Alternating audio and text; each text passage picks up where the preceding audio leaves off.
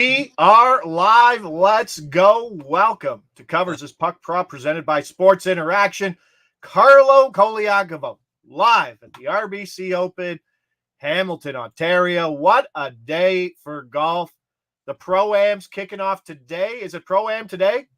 Yeah, Pro-Am's today. There was an early group off this morning at 7 o'clock, which included Tommy Fleetwood and our boy Sahith Theegala.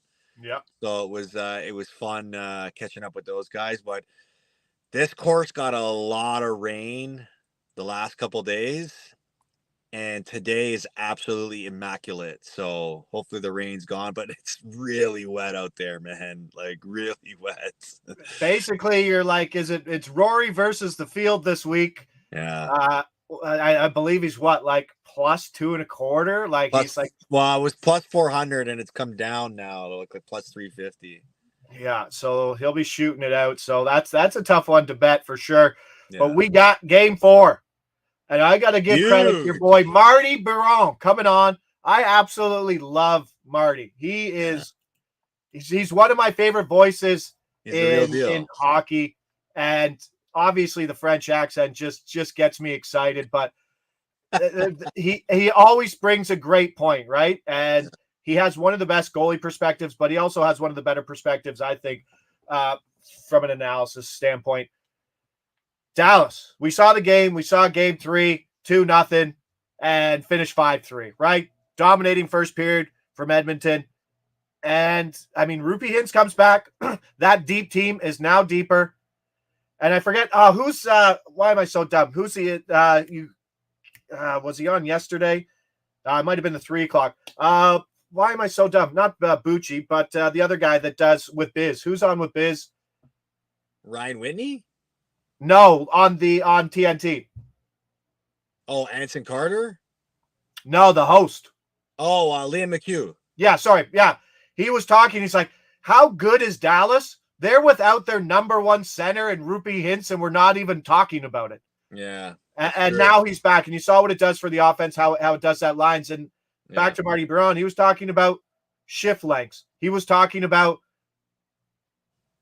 how the longer the series goes and how long Edmonton's in the playoffs, their depth is going to be an issue. And you saw it with the late period collapse, obviously, with Skinner. Yeah, because Dallas's shift length was an average of under 45 seconds. Amazing. Do you know, like, obviously overtime's a big thing, but Connor McDavid's averaging more than 3 minutes per game in the last 2 rounds over his average ice time during the regular season.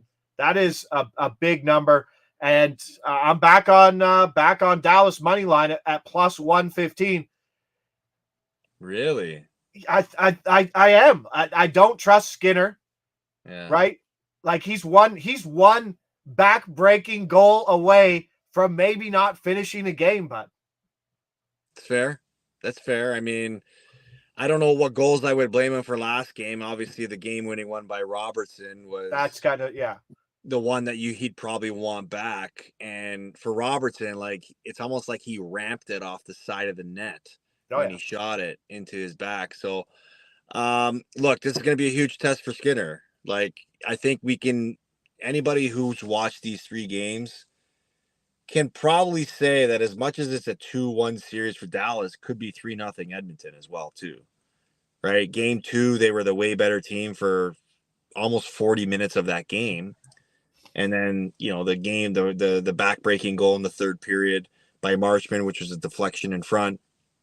And then the questionable decision to pull their goalie with no puck possession with less than 2 minutes left, seal the deal for them. And then the way Edmonton started last game, you're like, wow, this is going to be a point night type of game for Edmonton. And then they just, for some reason, in the second period, I don't know who you give more credit to. Do you give more credit to Dallas for raising their level, or do you point the finger at Edmonton and say they just completely fell asleep? And so they didn't do that. Where would this series be? So Edmonton, I think, has been the better team in this series, but the better team doesn't always win. It's the teams that just does the right things at the right time, which is what Dallas right now is doing more of. And we're like we're pretty close to 3-1 New York too in that same situation. Right. Right. 100. They had like 100 shot attempts in the first 60 minutes in game 3 versus like 25. Like it's so one-sided. And back to the Rangers, the same thing. They were dominated by shot attempt differential in Carolina. They've been dominated by Florida. But timely saves is important.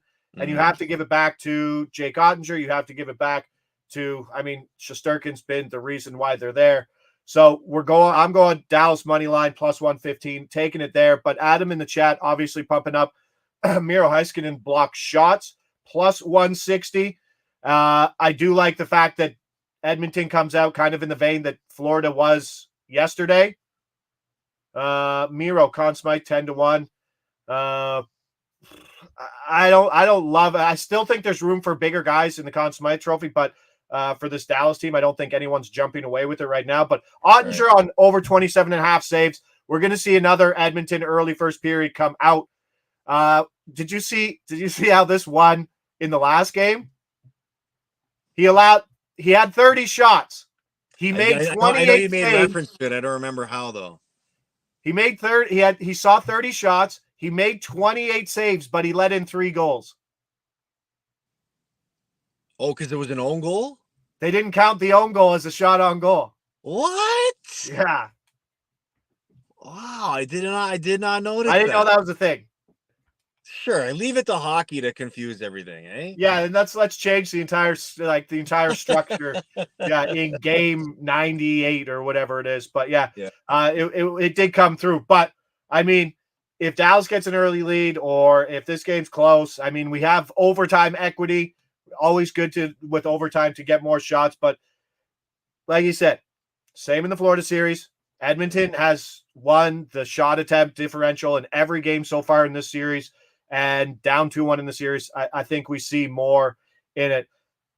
Talk to me about like if Skinner does allow something ugly, right? Like what does that do to a team morale on the bench or going into a locker room if he gives up one late, going down, possibly looking down 3-1, going to Dallas? Well, any bad goal can be deflating, especially at this time of year when goals are so hard to come by, right? Where, you look at the differences in both series. They're 1-goal games, right? So just think, like, especially if you give up a bad one and it puts you in a position where you're trailing, now you're thinking to yourself, man, it's been so hard to score.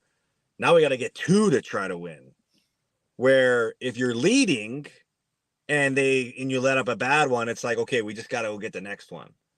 So yeah, bad goals are always tough to swallow at this time of year because you normally don't expect those to go in with the type of goaltending that you expect to see at this time of year. But Skinner's been off and on. When he's been on, he's been really good. Yep. When he's been off, he gives up one of those bad ones, and which is something you can't say confidently, or at least you can't say that Ottinger has given up on their end. He's been exactly what they need from him. Like, just keep it out. Just play your game. You with what the skill and the depth they have, you don't really need to steal one for us, Jake. Just don't lose one for us. And that's where he is. And he's up there. He was up there with Igor as betting favorite for the Conn Smythe, but I still think there's other value with other guys. We saw Sam Reinhart probably jump up pretty good. I didn't look at the numbers today, but he was at 60-1. I'm sure he's coming up after a game-winning OT goal. Hitting the post, attaboy. Hitting the post, not being a shot is still the worst. No, I get it, Adam. The worst is when they grade a shot that's saved by the goalie that they deem wasn't going at the net. Yeah, then they take it away. Yeah, that's the worst one. But all right, so we got that. We got Dallas money line. Correlates well with the Ottinger over 27.5. And one thing I've noticed from Dallas, even when they trail, they're not winning the puck possession or the shot attempt battle. So it has been won by Edmonton. So we're going on that side. That's where we are with the Miro Heiskanen block shots. Same thing. Edmonton's going to be shooting. You can get some block shots there. Once Rupee Hintz comes back, the lines get set up. They're obviously not playing the original Robertson, Hintz, Pavelski line, but the Duchesne, Pavelski, and Mason Marchment line looking at the numbers that they put up in game number 3, they basically played the same amount of ice time as that top line, as that Robertson line, which is pretty reassuring for what you're going to get today. And they absolutely dominated whoever they were playing, winning the expected goal percentage, 14 shot attempts versus 4. I wanted a piece of this line. I think I'm going to go I think I'm going center. I'm going PP2 center. I'm going to take Matty Duchene for a point at plus 120. This team's just so deep. Like, it's kind of like, I'll take this one, I'll take that one. Plus 120 is kind of hard to ignore, especially on the road, possibly when, I don't love getting first-line players on the road. Yeah. I'd rather get them at home, but I don't know. When they're playing the same amount of time, I think this is flying under the radar for prices for all 3 guys. Well, the thing is, too, is that, like, we saw the top line break out last game, right? Yeah. So Robertson obviously leading the way with the hat trick, Rupe Hintz, and who's the third guy in the line? Is it Johnson on that line or Pavelski? What top line is Hintz, Robertson, and Tyler Seguin. Seguin, yeah. So obviously and you saw, McDavid had a breakout game too in this series last game. So in a game like today, where it is so meaningful because it's either a 3-1 series lead or a 2-2 series tie, you kind of expect a close one. And in these close ones, usually what determines it is the production you get from your secondary players. And I feel like Duchene is a prime candidate for that because he is the guy that plays on their second line, but he also plays in their second power play unit. So if you like Dallas the way you do to come out and win this game, then yeah, you should expect them to score some goals. And Duchene has had an unbelievable playoffs for Dallas and has scored some, or at least been involved in some very, very big goals for them. Yeah, I do. I still love the Stanky Ben line on 3, but they played like 3 minutes less than this line at 5-on-5 in game 3. So just going to take more ice time for this line. This is the line they're rolling with basically every third shift, it looks like. So going with Matty Duchene for a point in a game, hopefully, that I expect to be close.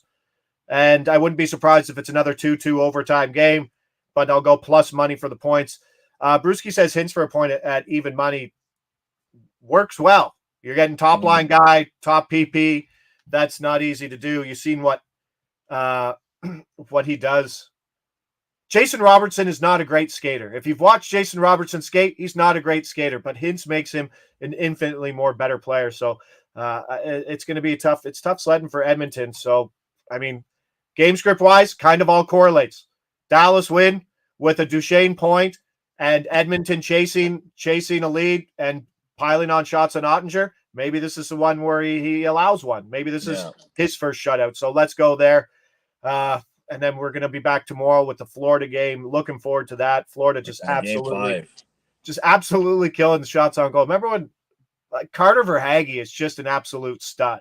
Yeah. Like, it's insane that people didn't want him. It's so true. But people didn't want him in a time in his career where he wasn't really an effective player. And sometimes, it just takes being in the right situation to find out who you really are. And there couldn't be more of a perfect spot for Carter Verhaeghe right now with the way he's blossomed into this, point-producing, game-changing type of player. Yeah. Playing with Barkov looks even better, too. Adam Renkamp's also saying McDavid got away from Tanev at home in game 3. So Adam's also the guy who pointed out it was Lindell, would be the one blocking Bouchard shots. Bouchard shots, yeah. And he also makes a good point here. He gets away from Tanev at home with the last change. He's not a shooter, but he's shooting now, right? He's over 3.5 shots plus 120. That's a good price. I wouldn't obviously pay juice, but in a game where it's the same handicap I had for when Edmonton was possibly going down 3-1 or whatever when they were in Vancouver. But Vancouver doesn't track shots as well as Edmonton does. But let's go there. Let's get you on your merry way. You're back at the links tomorrow, back at the course. we got Before You Bet with Big Joe Osborne coming up at 12. Oh, RBC Open picks. Look at that little teaser there. Oh, RBC Open. Nice. You got one? Are you teasing something? You've been talking to everybody. You got the inside scoop. Well, I mean, you got to look at the big names, right?